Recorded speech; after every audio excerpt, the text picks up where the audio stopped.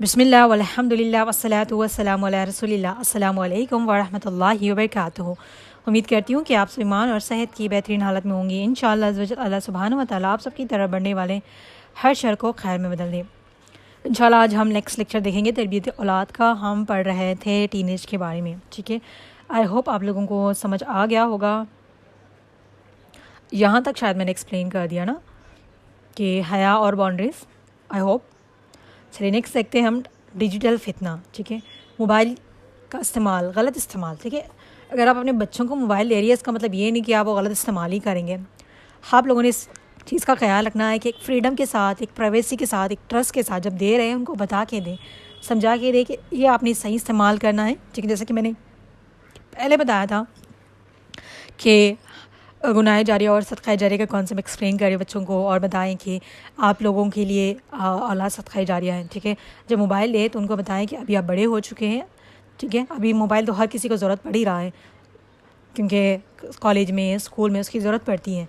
नहीं दिया जाएगा ये नहीं, ठीक है। नहीं देंगे, हम ऐसे करेंगे वैसे नहीं। अगर ज़रूरत पड़ रही है तो देने में कोई गलती नहीं है, लेकिन उनको समझा के देना, उनको बता के देना कि ये हम आपको दे रहे हैं तो उसका सही इस्तेमाल करना है, गलत चीज़ों में नहीं इन्वॉल्व होना। और आपने भी उन पे नज़र रखनी है। नज़र का मतलब ये नहीं कि आप उन पे उनके फ़ोन को बार बार छुएंगी, टच करेंगी, किसी का मैसेज आया किसी को नहीं, ठीक है। एक ट्रस्ट बनाए रखना चाहिए। ओके, आप कभी फ़ोन मांगे तो झट से आपको दे दें, ठीक है। बार बार नहीं मांगने लग जाना, कभी कभार। देखिए अगर कोई बच्चा आपका बार बार हर चीज़ पे पासवर्ड रख रहा है, ठीक है, जिसको नहीं आता ना, पासवर्ड खोलने नहीं आता, बहुत से लोगों को बहुत सारी चीज़ें नहीं पता होती, ओके। सारी चीज़ों का पता होने, कई ऐसे ऐप्स को हाइड करके रखा जा सकता है, चार्ट को हाइड करके रखा जा सकता है। इसके हम ये नहीं कह रहे कि उनकी प्राइवेसी में जाए, लेकिन हर चीज़ का आपको भी इल्म होना चाहिए कि क्या क्या चीज़ें हो सकती है। अगर बच्चा आपसे मोबाइल छुपा छुपा के रख रहा है, कोई भी इंसान, बच्चा नहीं, देखे अगर कोई मोबाइल अपना मोबाइल बार बार हाइड कर रहा है, हर चीज़ पर लॉक रख रहा है, पासवर्ड रख रहा है, हर चीज़ को हाइड कर रहा है ना, उसमें दाग में कुछ काला होता है। मतलब उसी को टेंशन होती है कि कोई किसी के मोबाइल में हाथ ना लगे। कुछ लोग मोबाइल को ऐसे रखते हैं जैसे कि वो ख़जाना हो, किसी का हाथ लग गया तो वो उनकी रूह काँप जाती है, रूह उनकी काँपी जाती है ना, जिसको डर हो कुछ पकड़ा ना जाए, ठीक है। तो इस चीज़ का ख्याल रखना चाहिए, उनको बताना चाहिए। हम अल्हम्दुलिल्लाह आपको फ़ोन तो दे रहे हैं, लेकिन हर चीज़ ऐसा नहीं। कुछ लोग क्या करते हैं, खुल्लम खुल्ला फ़ोन रखते हैं, लेकिन हर चीज़ हाइड में होती है, चार्ट्स वगैरह इस तरह की चीज़ें। तो अब ये नहीं कह रही कि हर चीज़ आपने शक में रखनी है, ठीक है। ये उन लोगों के लिए है जिनको मोबाइल का ज़्यादा इस्तेमाल नहीं पता, टेक्नोलॉजी का नहीं पता। जो अभी इस जनरेशन के है, ठीक है, उनको तो हर चीज़ का पता है। मोबाइल को तो ऐसे हम ऐसे इस्तेमाल करें ना, हर फीचर का हमें पता है। तो हमारे बच्चे वो चीज़ें हमारे साथ नहीं खेल सकते, लेकिन जिसको नहीं पता है उनके बच्चे शायद उनके साथ कुछ ट्रिक वगैरह करें। देखिए गलत नहीं समझना, ठीक है, आप समझे ऐसी चीज़ें होती है, आपने थोड़ा शार्पली बिहेव करना है, जिससे कि स्मार्ट बिहेव करना है। ऐसा नहीं समझना कि माँ बाप को आता नहीं, समझ नहीं आता, हमें भी चीज़ों का पता है, ठीक है। इस तरीके से आप उनको प्यार से समझाएंगी, बोलेंगी। डराना धमकाना या फिर ऐसे कि बार बार उनकी प्राइवेसी में जा रही है या बार बार उनसे फ़ोन मांग रही है, क्या कर रहे हो, नहीं, इस तरह के टांट वगैरह नहीं। दिया है भरोसे से दे, लेकिन इतना भी फ्रीडम नहीं दे देना कि आपको कुछ खबर ही नहीं कि बच्चा क्या कर रहा है, ठीक है। इस चीज़ का आपने ख़ास ख्याल रखना है, ओके। और नेक्स्ट है ट्रस्ट बिल्ड करना। ये तो मैंने बताया था, ट्रस्ट होना ज़रूरी है। अगर ट्रस्ट नहीं रहा ना तो फिर कुछ नहीं रहता। बच्चे भी माँ बाप से दूर हो जाते हैं और माँ बाप को तो उतना वो होता ही नहीं कि बच्चे कहाँ जा रहे हैं, क्या कर रहे हैं, किस सिचुएशन से गुजर रहे हैं।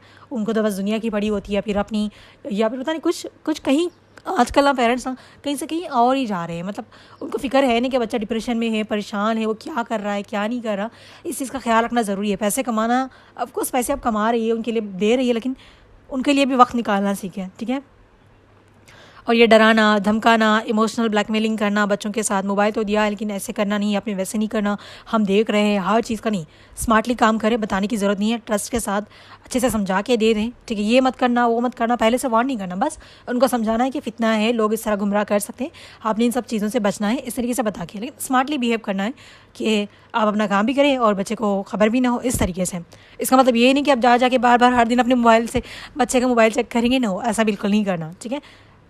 स्मार्टली काम करें ताकि आपका भी काम हो जाए और बच्चे को भी हार्ट ना हो। इस तरीके से हर बार ये ताना नहीं देना कि इसकी बेटी ने ऐसे किया था, उसकी बेटी ने ऐसे किया था, ऐसा वैसे बिल्कुल नहीं करना। आपका बच्चा है, आप जैसे बिहेव करेंगे इंशाल्लाह वो ऐसे ही करेगा, ठीक है। खुद भी अपने बच्चे के लिए बहुत सारी दुआएं करनी है, जैसे कि लास्ट टाइम मैंने कहा था, और बच्चे को भी सिखाना है, ओके। और नेक्स्ट पॉइंट जो है, हाँ बस कुछ ही पॉइंट्स रहते हैं लेकिन बहुत इंपॉर्टेंट पॉइंट्स हैं, ठीक है। ज़िंदगी का मकसद बताना, पर्पस ऑफ लाइफ। जैसे जैसे बच्चे को समझ आ रही है ना, उसको समझाना है कि हमारे ज़िंदगी का असल मकसद क्या है, ठीक है। असल ज़िंदगी का मकसद हमारा ये नहीं है पैसा, करियर, ठीक है, ये सारी चीज़ें हमारी असल ज़िंदगी का मकसद नहीं है। हमारे असल ज़िंदगी का मकसद है अल्लाह की इबादत करना, अल्लाह को राज़ी करना। ये सारी चीज़ें आपने सिखानी है। हर काम को कैसे इबादत बनाया जा सकता है, हर अपनी नीयत को कैसे दुरुस्त करें। इस पर मैंने एक लेक्चर रिकॉर्ड किया है, पर्पस ऑफ योर लाइफ। इंशाल्लाह जब मैं ये भेजूंगी ना टीनेज का, इंशाल्लाह मैंने सोचा है कि आप लोगों को हर जो इससे रिलेटेड है ना लेक्चर सारे भेजूँ, ताकि आप लोग उसको समझे, अंडरस्टैंड करें, आपको बताओ कि बच्चे को कैसे टीच करना है।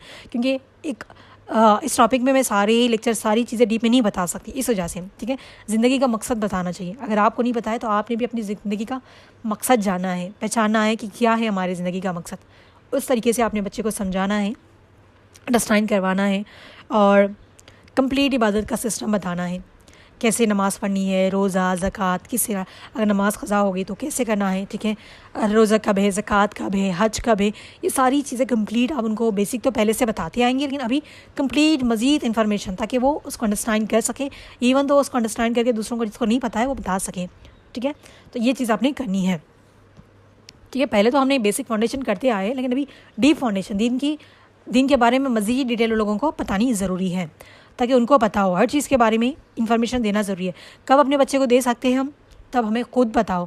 अगर हमें खुद नहीं पता तो हम क्या कहेंगे, हमें नहीं मालूम, आपको पढ़ा क्यों रहे, स्कूल क्यों डाल रहे, कॉलेज क्यों डाल रहे, ऐसे जवाब बिल्कुल नहीं देने। खुद सीखे, जाने, समझे, ताकि आप अपने बच्चों को मज़ीद, ठीक है, डिटेल में बता सकें, ठीक है। कुरान से कनेक्शन बनाए रखना है, थोड़ी थोड़ी तफसील, ठीक है। जैसे जैसे बच्चे को समझ आ रही है चीज़ों की, आपने छोटा छोटा एक एक सूरा, ठीक है। तो मस्ट जो कहूँगी मैं, पहले आप सूरह फातिहा का करवाएंगी तफसीर। अगर आपको नहीं आती तो आप किसी एक लेक्चर जो अच्छे से बता रहे, क्लियरली आपके बच्चे को समझ आ सकती है, उसका आप भी सुने, बच्चे को भी सुनाएं और दोनों मिलकर अंडरस्टैंड करें। ऐसा नहीं कि हम एक ही दिन में सारा कंप्लीट करें, रोज़ का 10 मिनट 15 मिनट इतना तो हम निकाल ही सकते हैं। अगर इतना भी नहीं निकाल सकती तो इसमें हम कुछ नहीं कर सकते। ये आपकी मर्ज़ी है, आप अपने बच्चे को कहाँ लेकर जाना है ये आपकी मर्ज़ी है। और ज़रूरी नहीं कि देखिए हम पूरी तफसीर करें, आहिस्ता आहिस्ता जब बच्चे को इंटरेस्ट आएगा, समझ आएगी ना, और बच्चा ये आहिस्ता आहिस्ता करने लगेगा। इस तरीके का आपने सिस्टम बनाना है। सूरह फातिहा, तौज़ीन तस्मिया की, ये सारी चीज़ें तो हम बेसिक में ही उनको करवा रहे हैं, तौज़ीन तस्मिया, ठीक है, पूरे मसनून दुआएं वगैरह। अभी तफसीर का भी स्टार्ट करना है, जैसे जैसे बच्चे को बड़ा हो रहा है। सूरह फातिहा की तफसीर, उसके बाद सूरह बकरा मस्ट, ये 2 आपने मस्ट करवानी है, क्योंकि सूरह बकरा एक ऐसा सूरा है जिसमें आपको हर चीज़ के बारे में डिटेल मिल जाएगी। सूद के बारे में, शादी के बारे में, तलाक़ के बारे में, पीरियड्स के बारे में, ठीक है, और हर परेशानी के बारे में कैसे हल करना है, मुसीबत आती है तो क्या, ये सारी चीज़ें कंप्लीट डिटेल आप इसको आहिस्ता आहिस्ता करके रोज़ का थोड़ा थोड़ा उनको सुनाएंगी, कराएंगी ना। तो ज़रूरी नहीं कि हम सब तफसीर करना जानते हो, जो जानता है उनको पता है वो एक्सप्लेन कर सकते तो गुड, अगर नहीं तो अच्छे से लेक्चर सुने, खुद रिकॉर्ड, ठीक है, उसमें या फिर किसी कोर्स में ज्वाइन करवा दे। अभी तो इतने ऑनलाइन हो चुके हैं, जिसके बच्चे छोटे हैं, जब तक वो बड़े होंगे क्या पता और भी ज़्यादा ऑनलाइन चीज़ें आ जाएँ। अभी तो फ्री ऑफ कॉस्ट भी है, तो आप खुद भी सीखें, ठीक है, और बच्चों को इस तरीके से रोज़ का थोड़ा थोड़ा सिखाएं, ताकि वो ईज़िली उसको समझ पाएँ, अंडरस्टैंड बन पाए। स्कूल कॉलेजेस के लिए ना हम इतनी चीज़ें निकाल लेते हैं। मैं पेरेंट्स से सुन के मुझे बहुत शौक होता है मुझे, कि वो कहते हैं ना कि स्कूल का प्रोजेक्ट था, आज बच्चे का एग्ज़ाम था, इस वजह से बच्चा आज लेसन नहीं सुनाएगा। कितनी देर का लेसन होता है पता है? हमारे बच्चों के कुछ ज़्यादा कोर्सेज तो है नहीं, बस तजवीद की अभी कर रहे हैं, सिर्फ 5 से 10 मिनट की बात, उसके लिए भी एक्सक्यूज़ है कि बच्चे का ये है, बच्चे का वो है। स्कूल में कभी आपने स्कूल में जाके ये बोला है कि हमारा ये प्रॉब्लम है, बच्चे को यहाँ दी, इस टाइम पे मेरे बच्चे के अरबी के एग्ज़ाम था, इस वजह से बच्चे ने प्रोजेक्ट नहीं किया, कल करेगा? कभी स्कूल जाके कंप्लेंट करते हैं आप लोग? नहीं करते।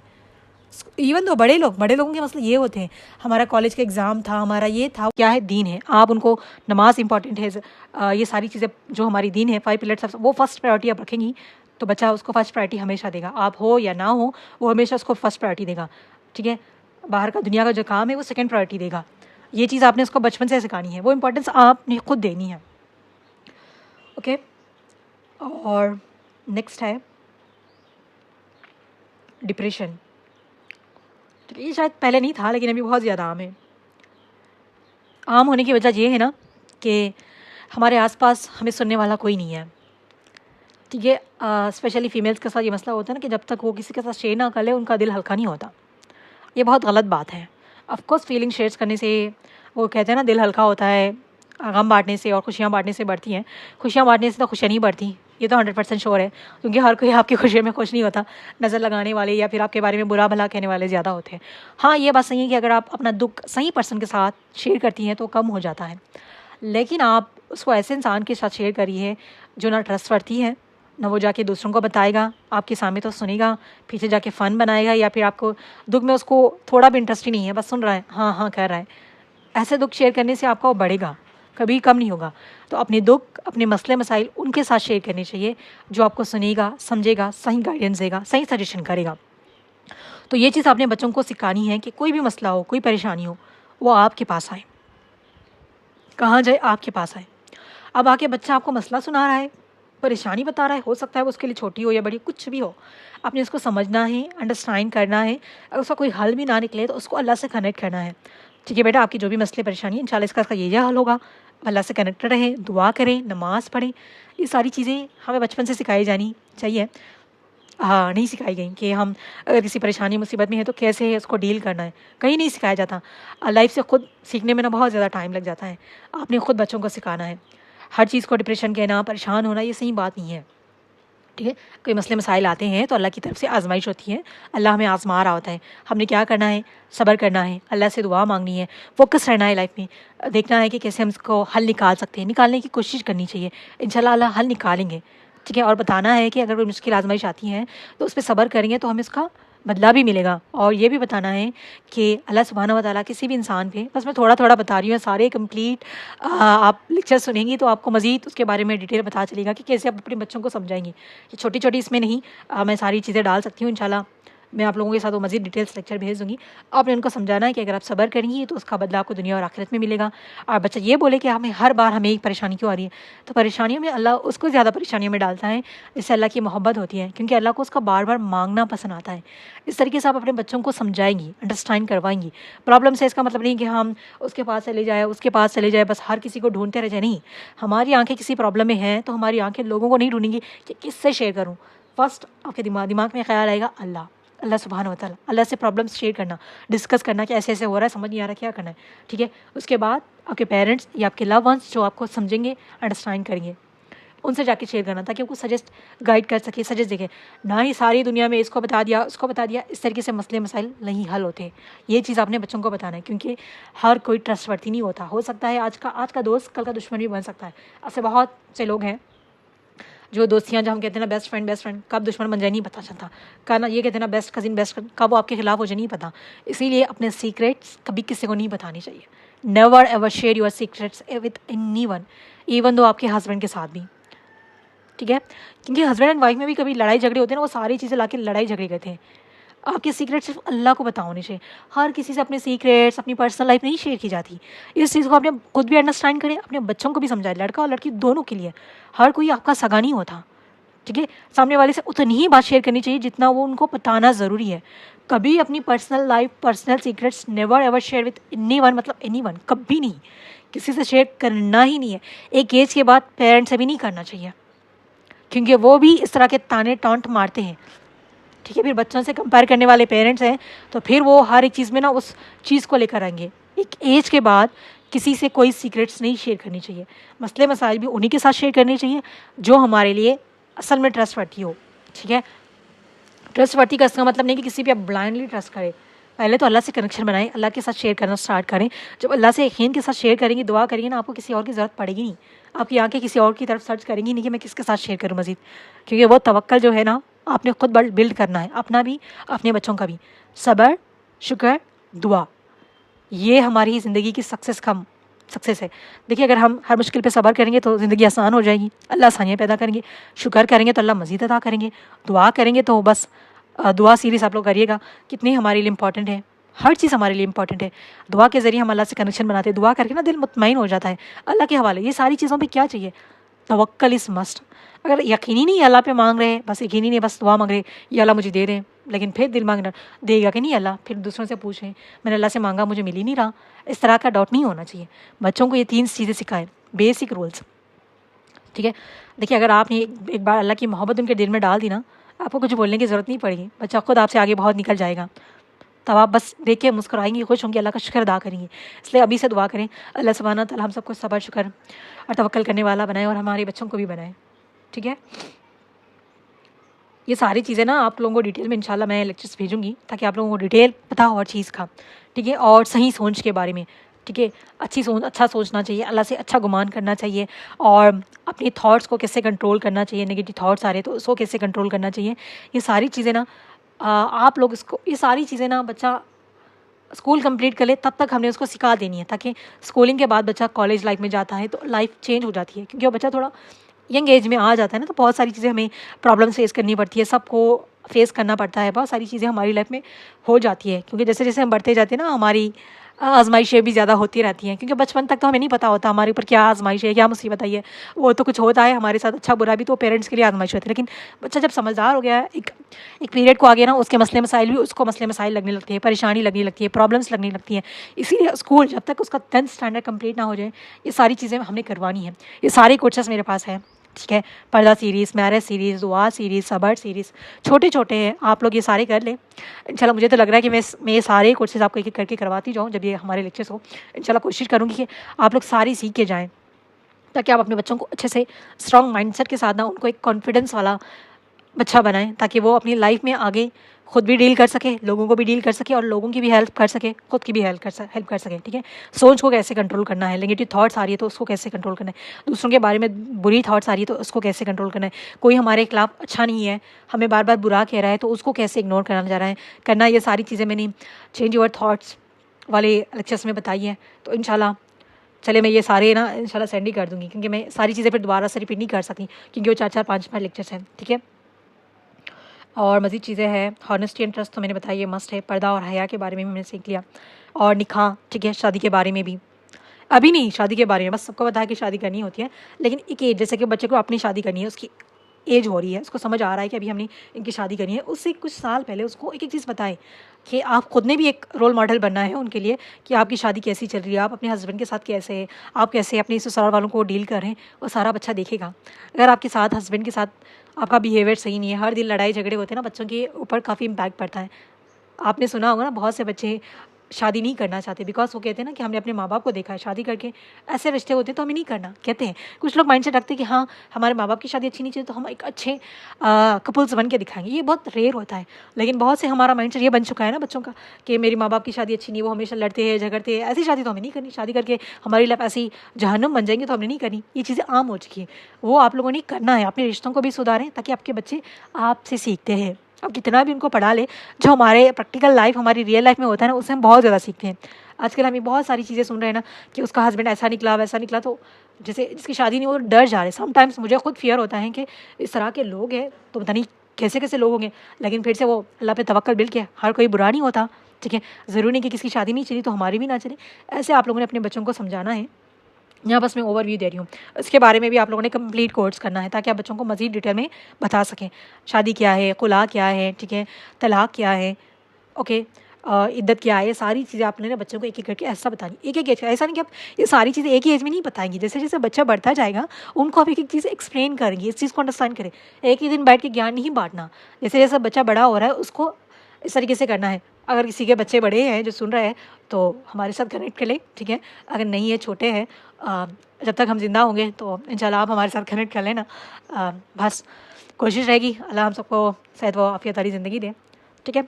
इंशाल्लाह उम्मीद है कि उस टाइम तक जब तक हमारे बच्चे बड़े होंगे तब तक दीन और भी ज़्यादा स्प्रेड होगा, और बहुत सारे ऐसे कोर्सेज आएंगे जो बच्चों की दीन की तरफ लाने के लिए होंगे।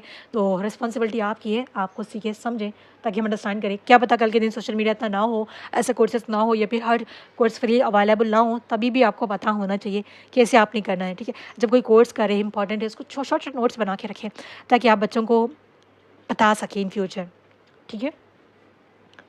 और ज़कात और हज के बारे में बताना इम्पोर्टेंस, ओके। और क्या रह गया, एक सेकंड,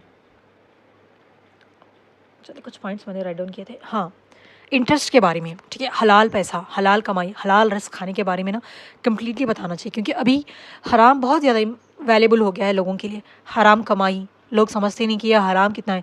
हराम का एक निवाला भी अगर आप खाएंगी ना तो वो क्या कहूँ मैं, अब आप लोग जानते हैं हराम बिल्कुल नहीं खाना चाहिए, हराम कमाई, हराम लोगों से दूर रहना चाहिए। जो भी हराम की कमाई ना, बिल्कुल इंटरेस्ट पे भी लोग आजकल बिजनेस स्टार्ट कर रहे हैं, कह रहे हैं हर चीज़ इंटरेस्ट पे ले रहे हैं। ये सारी चीज़ें बतानी चाहिए क्या है। जैसे मैंने कहा था ना आपको, सूरह बकरा की तफसीर है, सारी चीज़ें उसमें आ जाती है। अगर आपने पूरे कुरान की तफसीर तो बच्चा ऐसा ऐसा कर लेगा, लेकिन एक टीन एज में जब तक है बच्चा, आप उसको सूरह फातिहा और सूरह बकरा की तफसीर करवा देंगी ना, तो उनको ये सारी चीज़ों का डिटेल में एक्सप्लेनेशन होगा कि अल्लाह के क्या अहकामात है, क्या नहीं है, सारी चीज़ें उनको समझ आएगी। ठीक है, खुद भी इंटरेस्ट से बचे, सूद से बचे, और बच्चों को भी बचाएं, हराम कमाई से बचें। सिर्फ हलाल में ही बरकत होती है। ठीक है, हराम से बचे, और हराम जिस घर में कमाया जा रहा है ना, वहाँ बरकत नहीं होती है। ओके, इसी से बचना चाहिए। हराम की आप लाखों करोड़ों कमाएं और लाखों करोड़ों अल्लाह की राह में भी खर्च करें, कोई भी नाकाबिल कबूल है और कुछ भी आपका कबूल नहीं किया जाएगा। तो इस चीज़ को हमने अंडरस्टैंड करने की कोशिश करनी है, और एक रोल मॉडल बने अपने बच्चों के लिए। ठीक है, समझाए उनको सारे हुकूक क्या होते हैं, फ़राइज़ क्या होते हैं, दिखाए। देखिए, बोलने से ज़्यादा हम जो एक्शंस कर रहे होते हैं ना, उससे बच्चों पे ज़्यादा असर होता है, वो उनको जल्दी अडॉप्ट कर लेते हैं। क्यों? देखिए, जो प्रैक्टिकल चीज़ें हम देखते हैं ना, वो जल्दी समझ आती हैं। अब थ्योरी जितना भी पढ़ ले, अगर वो उसको प्रैक्टिकल में करके कोई बताए ना, जल्दी समझ आती हैं। तो प्रैक्टिकल एग्जांपल बने। अगर आप खुद रिश्तों को तोड़ने वाली हैं, तो बच्चे क्या रिश्तों को जोड़ के रखेंगे? नहीं रखेंगे।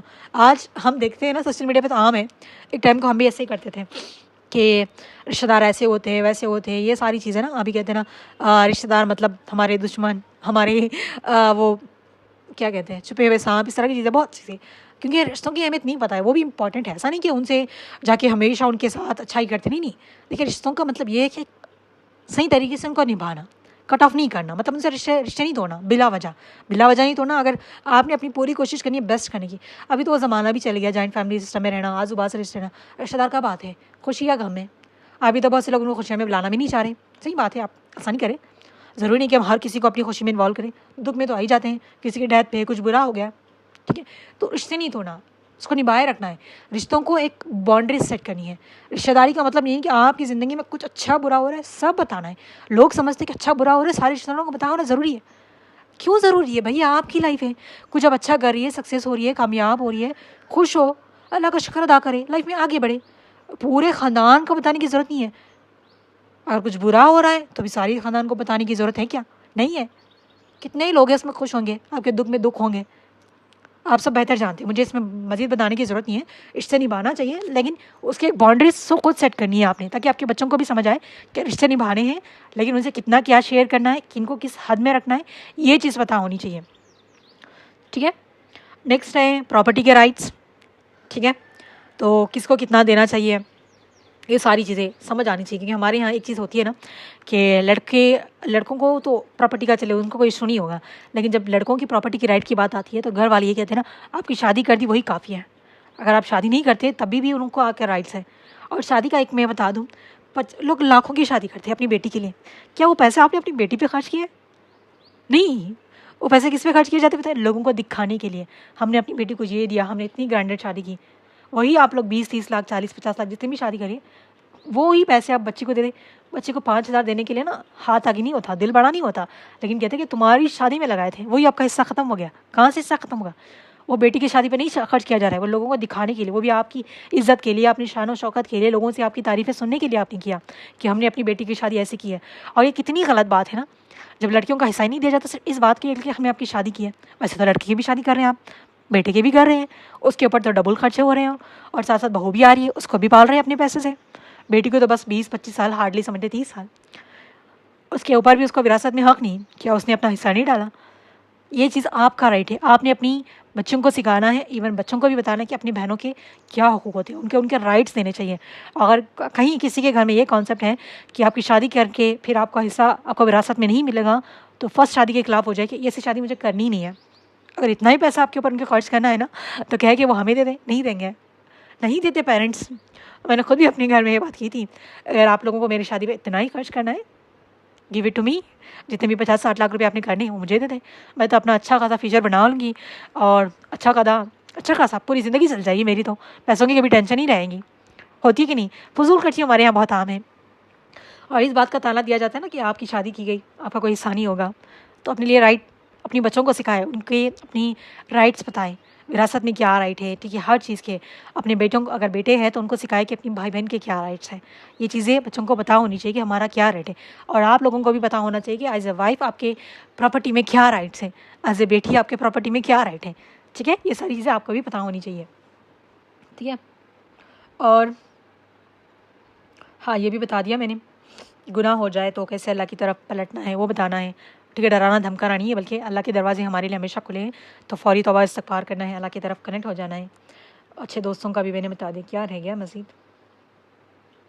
हाँ, स्किल्स, इल्म, नॉलेज हासिल करना, ये सारी चीज़ें भी इंपॉर्टेंस है, ठीक है। सारी चीज़ें देखिए, बच्चे को जिस चीज़ में इंटरेस्ट है, हलाल है, सही है, तो सिखाए। बच्चों को ये मत बोला कि हाँ हमारे पास पैसा है, तुम सीख के क्या करोगे, नहीं। स्किल्स हर इंसान को आनी चाहिए। आपका बच्चा किसी चीज़ में, स्किल्स में ख्वाहिशमंद है, उसको सिखाए अच्छे स्किल। ये नाचना गाना, ठीक है, ये बेहया वाले काम जो दीन के खिलाफ है, वो कामों की बात नहीं कर रही मैं। अच्छे काम, स्किल सीखे। आज स्किल्स आना ज़रूरी है। आपको एक ही स्किल नहीं, बस आप पढ़ रही नहीं, पढ़ने के साथ साथ आपको कुकिंग इज़ मस्ट, ठीक है। ये पॉइंट मैं भूल गई, सिर्फ लड़की और लड़के, लड़की को नहीं, लड़की और लड़की दोनों को आनी चाहिए। ये आपका काम है, अगर आपको नहीं आता तो आप खुद सीखें। हर किसी को अपना खाना बनाना आना चाहिए। इसलिए नहीं सीखना कि हमें ससुराल जाके बनाना है, ये गलत कॉन्सेप्ट है। माँ बाप ये कह के बच्चों को सिखाते हैं कि ससुराल में जाके तुम बनाओगी, ससुराल में जाके बनाना पड़ेगा, इसलिए सीखे। अब कहते हैं हम बचपन से बनाते आ रहे हैं, बस थोड़ी थोड़ी चीज़ें आती थी, स्कूल टाइम था तो। लेकिन जब सारी चीज़ें सीखी, मैंने इसलिए नहीं सीखी कि मैंने ससुराल वालों के लिए बनाना है, मैं अपने लिए सीखी, क्योंकि मैं अच्छा खाना खाना डिज़र्व करती हूँ। मुझे अच्छा खाना खाना है, हेल्दी खाना खाना है, जो मैं बनाऊँगी, मैं खुद भी खाऊँगी, अपने पेरेंट्स को बनाऊँगी, अपने घर वालों को सर्व करूँगी। और ससुराल में तो जाके करना ही है। इसलिए बच्चों को मत सिखाए कि ससुराल में जाके अब तुम क्या करोगी, माँ बाप की इज़्ज़त निकालोगी, माँ बाप क्या कहेंगे, नहीं। अपने लिए सीखें, आपको खुद आना चाहिए, ठीक है। चलिए हम काम वाली रख लेंगे, मेड आपको आपकी तरह खाना नहीं बना के देगी। जो हम अपने हाथ से खुद बना के खुशी से खा सकते हैं, अपने घर वालों को, अपने लवर्स को खिला सकते हैं, क्या वो मेड के बनाने में आएगी? चलिए आपके पास इतना टाइम नहीं लगता, आपका बिजी शेड्यूल है, एक वक्त के लिए तो बनाएं, अच्छा खाने के लिए सीखें। कोई बुरी स्किल नहीं है, हर इंसान को आना चाहिए, हर लड़की लड़के को आना चाहिए। ये कुकिंग स्किल्स आना मतलब मस्ट है, ये सबको आना चाहिए। खुद के काम खुद करना आना चाहिए। आप सल्लल्लाहु अलैहि वसल्लम अपने काम खुद करते थे। हमारे यहाँ क्या होता है, लड़के हैं, शौहर है, तो सारी काम वो औरतें ही कर रही है, जैसे कि वो नौकरानी है। चलिए आप घर, ऑफकोर्स आप रिस्पॉन्सिबिलिटी उठा रही है, लेकिन एटलीस्ट उनके अपने खुद के काम तो खुद करने दें, सिखाइए आप बच्चे बच्चों। आपके हस्बैंड को तो चले हम चेंज नहीं कर सकते जो मैरिड है, अगर बेहतर है आप उनको भी समझाएं, टीच कर दें, तो बहुत अच्छी बात हो जाएगी। लेकिन अपने बच्चों को तो ये सिखा सकती है ना, लड़कों की भी ये सिखाए कि खुद के काम खुद करना है। कुकिंग करना आपको भी आना चाहिए, अपने साथ ले कुकिंग के बस ठहराए। अभी अल्हम्दुलिल्लाह बहुत से लड़के कर लेते हैं, लेकिन वो लोग मम्मास बाय जो इस घर में जिस तरह का माहौल होता है ना कि लड़कियां सारा काम करनी चाहिए, वही एक काम वाली की तरह, तो उस घर में बच्चे नहीं करते, कुछ नहीं करते, उनका माइंडसेट भी वैसे होता है और अपनी बीवियों को नौकरानी की तरह ट्रीट किया जाता है। ये वाला चीज़ आपने नहीं करनी। अपने बच्चों को हर चीज़ सिखानी है, खुद के काम खुद करना सिखाना चाहिए उनको, ठीक है। बचपन में आपने जितना किया, बचपन से ही छोटी छोटी आदतें आपने डाली हैं। दोनों को कुकिंग सिखानी है। अगर आपको नहीं आती तो सीखें, सीखना कोई मुश्किल काम नहीं है। यूट्यूब खोलें, हर तरह की डिश मिल जाएंगी आपको। आप साउथ से है तो आप नॉर्थ की भी ट्राई कर सकती हैं, आउट ऑफ इंडिया की भी ट्राई कर सकती हैं। हो सकता है एक बार अच्छा ना बने, दूसरी बार अच्छा बन जाएगा। ट्राई करने में क्या जाता है, ट्राई करें, न्यू न्यू चीज़ें ट्राई करें, अपने बच्चों को साथ लें, उनको भी सिखाएं, सीखें सिखाएं। सिर्फ कुकिंग नहीं, हर चीज़ जो आप सीख सकती है फ्री ऑफ कॉस्ट सीखिए। अगर आप पैसे लगा के सीख सकती हो वो भी अच्छी बात है। यूट्यूब पे तो हर चीज़ें फ्री में मिल जाती है सीखने के लिए। मैंने खुद नंबर ऑफ़ चीज़ें सीखी हैं, कुकिंग की वैराइटीज़ भी मैंने यूट्यूब से ही सीखी है, मैंने ग्राफिक यूट्यूब से सीखा है, नंबर ऑफ़ चीज़ें मैंने सीखी है यूट्यूब से, फ्री ऑफ कॉस्ट। घर बैठे आप सीख सकती हैं, सीखें, स्किल सीखें अपने अंदर भी और अपने बच्चों को भी सिखाएं, ठीक है। जितना आप सिखाएंगी अच्छी बात है, ये नहीं सोचना कि कभी काम नहीं आएगा, ऑफ कोर्स काम आएगा। कभी ना कभी कोई चीज़ ज़ाया नहीं जाती जो हमने सीखा है, ठीक है। हमारी जब छुट्टियां होती थी ना, स्कूल टाइम पे, कॉलेज टाइम पे, हम कहीं नहीं जाया करते थे। वैसे हमारा कोई है नहीं जहाँ हम छुट्टियां मनाने जाए, सारे लोग यहीं आया जाया करते थे और वो लोग, वो अलग ही स्टोरी है। तो बहुत टाइम होता था मेरे पास, क्योंकि मैं अपनी सिस्टर्स वगैरह की बात नहीं, मैं अपनी बात कह रही हूँ, बस कुछ ना कुछ सीखने निकल जाया करती थी मैं। अल्हम्दुलिल्लाह मुझे ये सारी चीज़ें बोलें क्या ज़रूरत है मैं सीखने की, ये सब ज़रूरत पड़ेगी। अल्हम्दुलिल्लाह आज मैं जितना सीखा है मेरा कुछ ज़ाया नहीं किया, कभी कुछ ज़ाया नहीं किया। मैं उसको कहीं ना कहीं किसी तरीके से, हो सकता है मैं उसे अर्न नहीं कर रही, पैसे नहीं कमा रही, लेकिन मैं दूसरों को तो ज़रूर सिखा रही हूँ, जो मेरे लिए सदका जारिया बनेगा। हर चीज़, कभी कोई चीज़ ज़ाया गई नहीं, कभी कोई मेरे हॉलीडेज ज़ाया नहीं गए। हम सारे फ्रेंड्स मिल जाया करते थे, जितने भी फ्रेंड्स होते थे, बस नहीं होते तो कहीं ना कहीं अब चले जाएंगे सीखने के, तो वहाँ फ्रेंड्स बन ही जाते हैं, ठीक है। टाइम को ज़ाया मत करें। ऑफकोर्स मैं ये नहीं कह रही कि आपकी छुट्टियाँ हैं एंजॉय मत करें, ऑफकोर्स एंजॉय करें, ये डिपेंड करता है। अगर आपके पास फारिग बैठे हैं, आप लोग कहीं नहीं जाती छुट्टियों में, तो कुछ ना कुछ सीखें। अभी बहुत सी औरतें घर का काम करने के बाद फारिग होती है, बैठी होती है, टाइम है, सीखें। अगर देखिए हम घर के काम के में लगे रहे ना, सुबह से शाम कुछ ना कुछ निकलते रहेगा, ठीक है, बिल्कुल निकलते रहेगा। क्योंकि हमें एक टाइम सेट करना है लंच के लिए, डिनर के लिए, नाश्ते के लिए, अपने लिए, अपनी पढ़ाई के लिए। Age is just a number. आप सीखते रहें, सिखाते रहें, अपने लिए सदका जारिया वाले ख़ुद काम करें, अपने लिए पीछे कुछ छोड़ के जाने वाले काम करके जाएँ। देखिए हमारे साथ हमारे अमाल काम आएंगे, औलाद भी उसमें से एक है सदका जारिया। बाकी तो कोई हमारे साथ कोई काम नहीं आएगा, बस कभी वो हमारे लिए दुआ कर दे तो ठीक। अदरवाइज़ लोग मरे हुए इंसान को हम जितना जल्दी भूल जाते हैं ना, बहुत जल्दी भूल जाते हैं। अल्लाह ने वो इंसान के अंदर रखी है, मरे हुए लोगों को बहुत जल्दी भूल जाते हैं, ठीक है। उसके बाद फिर हमें कभी कभार याद किया जाएगा।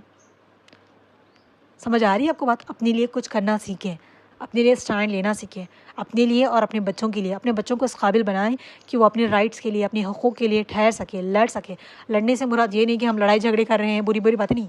अपने हक़ के लिए आवाज़ उठाना सीखें ख़ुद भी, और अपने बच्चों को भी सिखाएं, अच्छी तरबियत करें, ठीक है। स्ट्रॉन्ग माइंडसेट बनाएं। आप खुद बना सकती है ये। अगर हम खुद ही वीक हैं, हम खुद ही इमोशनली डैमेज हैं, हम खुद डिप्रेशन में हैं, हमें खुद लोगों की परेशानी है कि लोग क्या कहेंगे, पता नहीं ये होगा वो होगा, तो बच्चा कैसे खुद को स्ट्रॉन्ग बनाएगा? हो जाते हैं कहीं कहाँ निकल जाते हैं बच्चे, माँ बाप कुछ और होते हैं, बच्चे निकल, लेकिन वो रेयर होता है। 100 में से 1% होता है वो।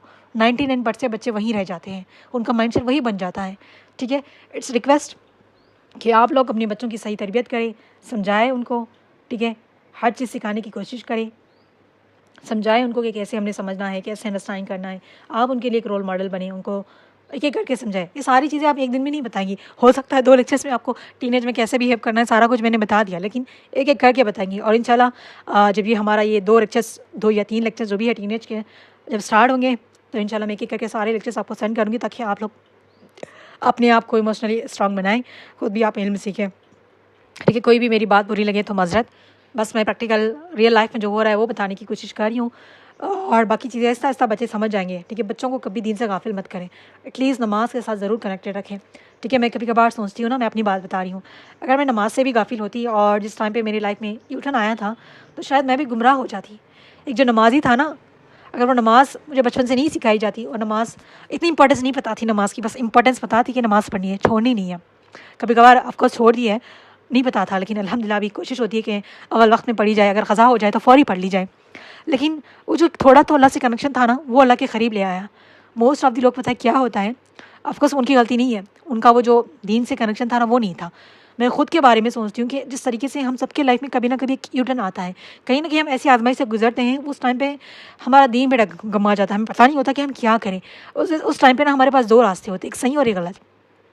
अगर उस टाइम पे हमने गलत पकड़ लिया ना, तो पूरी ज़िंदगी बर्बाद हो जाती है। उस टाइम पे अगर सही पकड़ लिया तो ज़िंदगी आबाद हो जाती है। तो वही चीज़ मैं सोचती हूँ कि अल्लाह का इतना शुक्र अदा करती हूँ कि अल्लाह, अगर मैंने गलत रास्ता चुन लिया होता तो शायद आज मैं कहाँ से कहाँ होती। सही रास्ता चुनने की भी तौफीक तब मिली तब क्योंकि हम नमाज़ी थे, नमाज़ तो पढ़ते थे, एटलीस्ट नमाज़ पढ़ के अल्लाह से मांग रहे थे, बोल रहे थे कि अल्लाह मुश्किलें हैं और रास्ता दिखा दे। फिर अल्लाह ने हमें थाम लिया, सही रास्ता हमें दिखा दिया। तो वही चीज़ के बच्चों की अल्लाह से कनेक्टेड रखें, ठीक है। ऑफकोर्स हम हर कोई आलिम हाफिज़ नहीं बन सकता, हम कोई आलिम हाफिज़ नहीं है, लेकिन अपने बच्चों को अल्लाह से कनेक्टेड रखें, उसको नमाज से जोड़े रखें, ठीक है। ये आपका काम है, हर टाइम रिमाइंडर देना अपने साथ बच्चों को नमाज।